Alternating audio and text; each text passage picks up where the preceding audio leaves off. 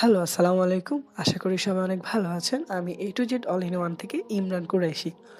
আজকের ভিডিওর টপিকটা সেটা হচ্ছে আমাদের যে আমরা আইফোন ব্যবহার করে থাকি, অনেকের আইফোন যারা ব্যবহার করি না বা নিতে চাচ্ছি, তা আমরা জানার চেষ্টা করি যে আমাদের আইফোনের উপকারিতা এবং কি অপকারিতাগুলো কী, কী? তো আজকে আমি আপনার সাথে তেমন শেয়ার করব যে আইফোনের ৫টা উপকারিতা কী এবং কি ৫টা অপকারিতা কী। তো আমরা কথা না বাড়িয়ে সোজা ভিডিওতে চলে যাচ্ছি। তো সবার আগে আমি যে ব্যাপারটা নিয়ে কথা বলবো সেটা হচ্ছে আইফোনের ভালো দিক নিয়ে। তো সবার প্রথম আমি যেটা বলবো সেটা হচ্ছে আমাদের আইফোন যদি আমরা ব্যবহার করে থাকি, তাহলে আমাদের যে সিকিউরিটির যে ব্যাপারটা রয়েছে সেটা অনেক অংশে ভালো পাবো আমরা। আমাদের মোবাইলটা অনেকটা সেফ থাকবে। সেটা চোরের কবল থেকে হতে পারে বা এমনি আমাদের পার্সোনাল যে সেফটির যে ব্যাপারটা রয়েছে সেটা আমরা ভালো পাবো।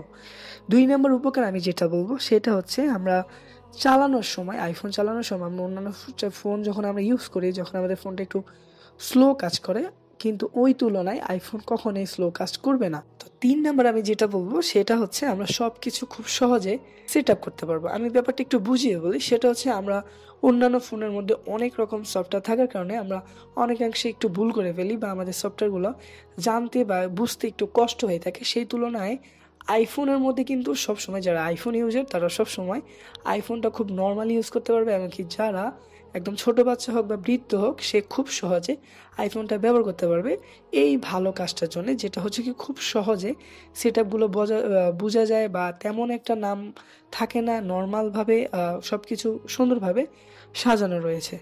৪ নম্বর আমি যে উপকারটা বলবো সেটা হচ্ছে আমাদের নিজেদের মধ্যে একটা অ্যাটিটিউড বা একটা ভাব রাখতে পারবো আমরা যা করতেছি, সেটা হতে আইফোন বা একদম লাস্ট ভার্সনের আইফোন হোক।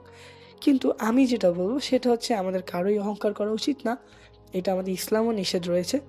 তারপরেও অনেকে এটাকেই একটা উপকার মনে করে থাকে যে আমাদের আইফোন আছে, আমরা শো অফ করতে পারবো। তো আমি ৫ নাম্বার যে উপকারটার কথা বলবো সেটা হচ্ছে ৪-৫ আমি একসাথেই বলে দিচ্ছি। সেটা হচ্ছে আমরা যখন ক্যামেরা ইউজ করব, আমরা যদি আইফোনের ক্যামেরার কথা বলি, এইটা সবচাইতে বেস্ট হবে। অন্য ফোনের তুলনায় আমরা আইফোনের ক্যামেরাটা অনেক ভালো পাবো। এবং কি আমি তারপর যেটা বলবো সেটা হচ্ছে আমরা সাউন্ড কোয়ালিটির কথা যেটা বলবো, এটাও হয় অনেক ভালো আইফোনের। এখন আমি আরেকটা কথা বলে রাখি, সেটা হচ্ছে আমরা যখন কোনো ভিডিও চালাবো, খুব ভালোভাবে আমরা ভিডিওটা দেখতে পারবো। এমনকি আমরা যদি এটাও চাই যে আমাদের আইফোন থেকে আমরা যখন কোনো কিছু নেটওয়ার্ক ব্যবহার করব, আমরা খুব দ্রুত নেটওয়ার্কটা পেয়ে যাব। সেটা সিম কল হতে পারে, সেটা ইন্টারনেট হতে পারে। এই ৫টা ছিল যেটা হচ্ছে আইফোনের ভালো দিক। তো আমি এখন কথা বলবো যে আইফোনের মোট ৫টা খারাপ দিক রয়েছে সেটা নিয়ে। তো সবার প্রথম আমি যেটা বলবো সেটা হচ্ছে আমরা যদি আইফোন ব্যবহার করে থাকি, আমরা কিন্তু অধিকাংশ সময় ইম্পর্টেন্টভাবে যদি কাউকে অ্যাপস দিতে হয় বা যদি আমাদেরকে কোনো ছবি বা পিকচার দেওয়া লাগে, সেটা আমরা কখনোই দিতে পারবো না শেয়ার ইটের মাধ্যমে অন্য ডিভাইসকে। আইফোন টু আইফোন আমরা নিতে পারবো। সেটার জন্য আমাদেরকে কী করতে হবে, হোয়াটসঅ্যাপ কিংবা আমাদেরকে মেসেঞ্জারের মাধ্যমে দিতে হবে।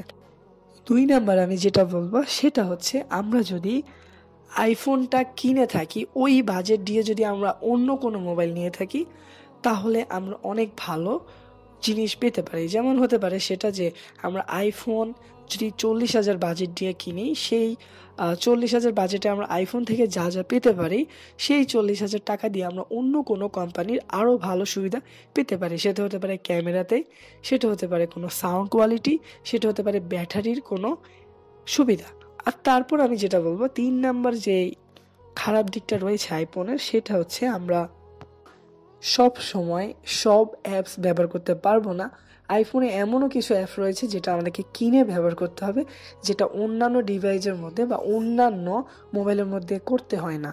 ৪ নাম্বার আমি যেটা বলবো সেটা হচ্ছে আমাদের অন্য মোবাইলের তুলনায় আইফোনের মোবাইলের চার্জটা খুব তাড়াতাড়ি শেষ হয়।